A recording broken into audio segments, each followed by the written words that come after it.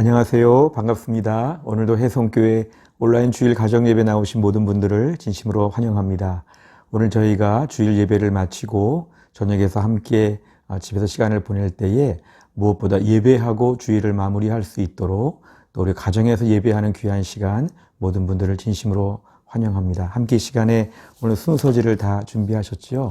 오늘 저희가 함께 시간 말씀을 나눌 때 큰 은혜로 우리에게 채워주실 것을 믿습니다.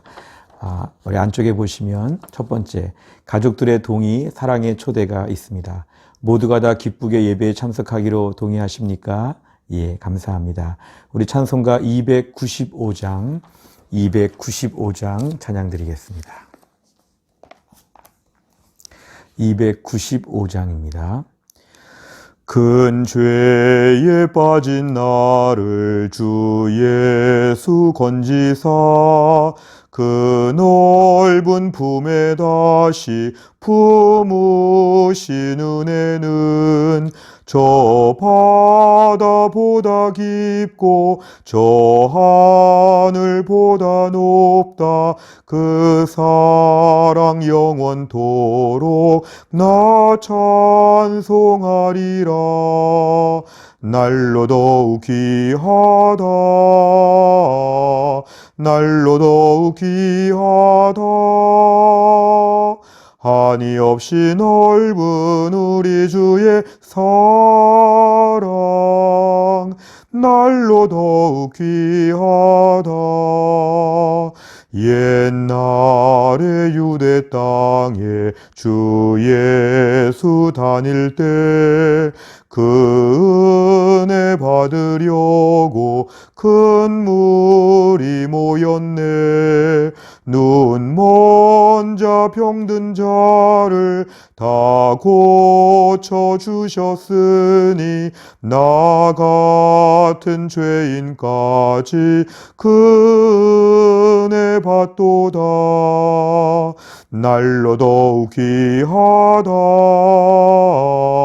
날로 더욱 귀하다. 한이 없이 넓은 우리 주의 사랑 날로 더욱 귀하다.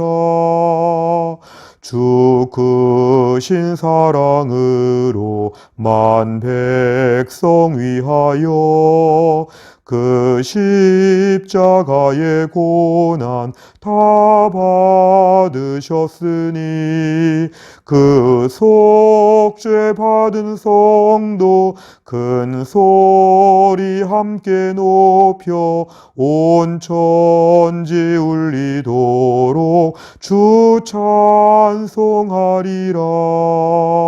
날로 더욱 귀하다. 날로 더욱 귀하다. 한이 없이 넓은 우리 주의 사랑 날로 더욱 귀하다. 아멘. 하나님 말씀은 요한일서 3장 4절입니다. 요한일서 3장 4절. 우리 신약성경 390페이지에 있습니다. 요한일서 3장 4절. 우리 한 절의 말씀을 다 같이 읽겠습니다. 죄를 짓는 자마다 불법을 행하나니 죄는 불법이라. 아멘. 오늘 저희가 함께 이 시간에 함께 온라인 가정 예배를 드리면서 오늘 저희가 다루고자 하는 주제는 죄란 무엇인가에 대한 주제입니다. 웨스트민스터 소요리 문답의 14번째 죄란 무엇인가. 우리가 오늘 먼저 질문과 답을 같이 읽겠습니다. 우리 질문 같이 읽겠습니다. 죄가 무엇입니까? 답을 같이 읽겠습니다. 죄는 하나님의 법을 순종함에 부족한 것이나 그것을 범하는 것입니다. 아멘. 오늘 저희가 함께 시간에 죄란 무엇인가의 주제를 가지고서 함께 시간 말씀을 나누겠습니다. 우리 웨스트민스터 소요리 문답을 만들 때 우리 신앙의 선조들은 그 종교개혁의 와중에 있어서 바른 신앙은 무엇인가? 그동안 로마 카톨릭 교회 앞에서 우리의 신앙과 삶의 모든 것이 무질서하고 또 변질된 것이 있었다면 우리 신앙을 원래 기독교의 모습으로 온전히 되돌려 놓아야 한다. 이러한 강한 의식이 있었습니다. 그러면서 우리의 믿음의 뿌리를 다시 한번 정리하는데요. 그러면서 우리 신앙의 선조들은 죄의 문제를 매우 깊이 다루었습니다. 우리가 오늘날은 죄의 문제는 별로 좋아하지 않는 주제입니다. 사람들은 교회 나와서 그냥 재미있고 기쁘게 즐겁게 밝은 분위기 가운데 있다가 힘을 얻고 돌아가고 싶어 하지, 교회 나와서 죄의 문제에 대해서는 별로 얘기하고 싶지 않습니다. 그런데 사실은 죄의 문제가 기독교에서는 매우 중요합니다. 왜냐하면 죄의 문제가 어떤지를 우리가 알아야 되고요. 그래야 그 죄의 문제에 대한 벌이 얼마나 무서운지를 또 알아야 되죠. 그래서 우리 예수님이 십자가에서 죽으셔서 우리가 받을 벌에 대하여 다 해결하여 주신 것이 비로소 감격스러울 수가 있습니다. 그래서 마음에 은혜가 넘치고, 그래서 그 힘과 기쁨으로 신앙생활을 하는 것이 원칙입니다.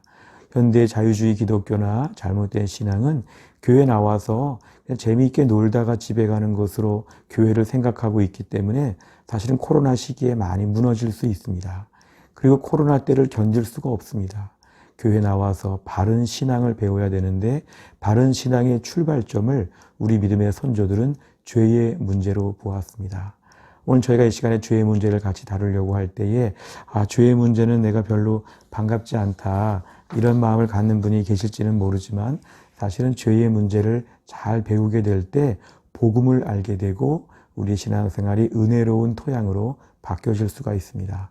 그래서 모두 107개의 웨스트민스터 소유리 문답의 내용 중에서 13문에서 19문까지 이 많은 내용을 죄의 문제로 할애하고 있기 때문에, 저희가 지난 시간부터 당분간은 몇 주 동안 계속 죄의 문제를 다룰 때에 좀 어둡다 이런 마음을 갖기보다는 우리의 실존을 더 파악하고 은혜를 더 회복하는 귀한 시간이 되시기를 바랍니다.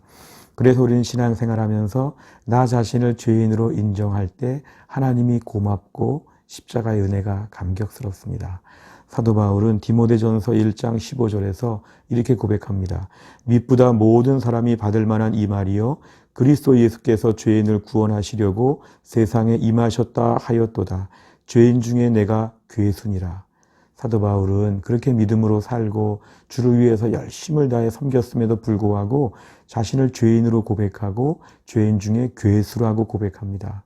흉악범 중에 제일 악질 높은 그런 죄수, 이런 식으로 자신을 표현하는데, 자기 비하가 아니라 이렇게 자신을 낮추면서 은혜 앞에 엎드리게 될 때에 십자가의 감격이 마음에 풍성해진다는 것을 바울은 알았기 때문입니다. 그래서 우리는 우리가 죄인 되고 또 죄인으로서의 은혜가 얼마나 감사한지를 날마다 기억해야 되기 때문에 오늘 내용은 매우 중요한 내용입니다. 첫 번째로 볼 내용은 기독교 신앙은 죄를 진지하게 다루어야 한다 그랬습니다. 우리가 지금까지 말씀드린 부분이 다 이런 부분이었죠. 우리 죄의 문제를 가볍게 여기지 말고 우리 죄의 문제를 진지하게 다루고, 그리고 그래서 하나님의 은혜가 고마운 것, 이것이 바로 우리에게는 첫 번째로 매우 중요합니다. 두 번째를 보면 상대적 기준과 절대적인 기준입니다.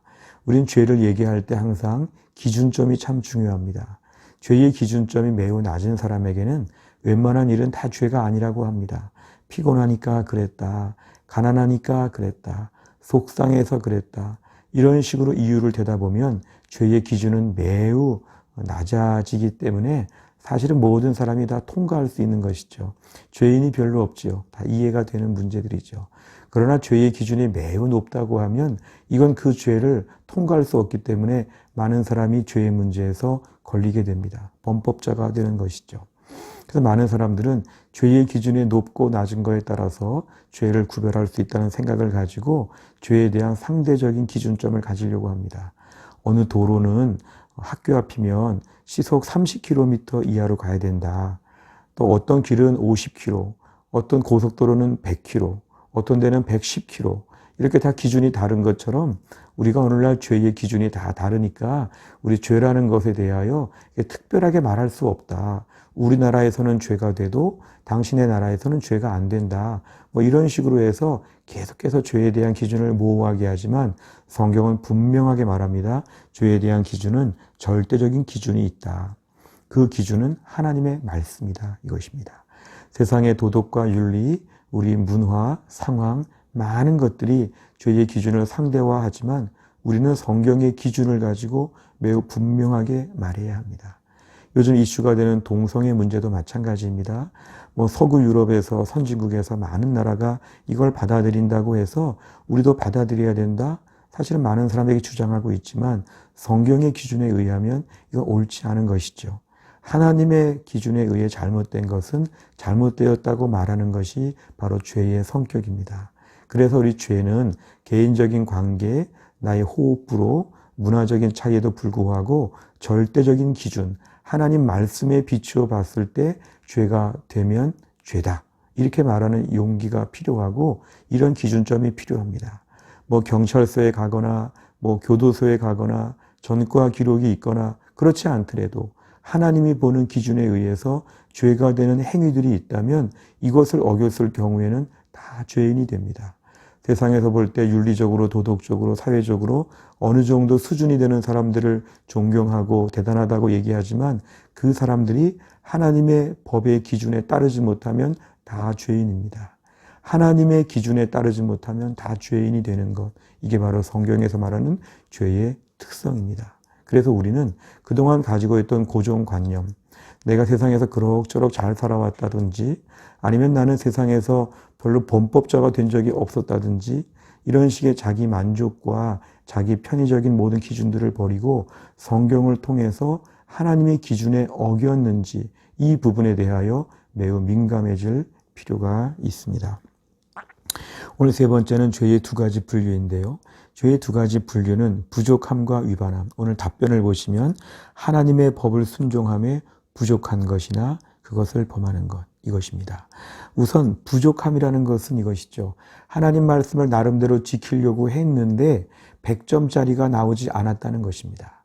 지난 시간에 말씀드린 대로 구약에서의 죄라고 하는 것은 관역에서 가장 가운데 있는 거 맞춘 거 이외에는 다 죄가 된다고 했습니다. 그러니까 하나님이 보실 때에 가장 중심에 있는 정확한 100점짜리 완벽한 거 이외에는 다 죄가 되는 것이죠. 그러니까 우리 생각에는 이 정도면 착하게 살았다. 이 정도면 의롭게 살았다. 한 70점이면 대단하다. 우린 다 20점, 30점이다. 대단하다. 이렇게 볼 수 있지만 하나님이 볼 때는 100점을 요구하시니까 여기에 보면 하나님의 기준에 부족한 것은 이런 것입니다.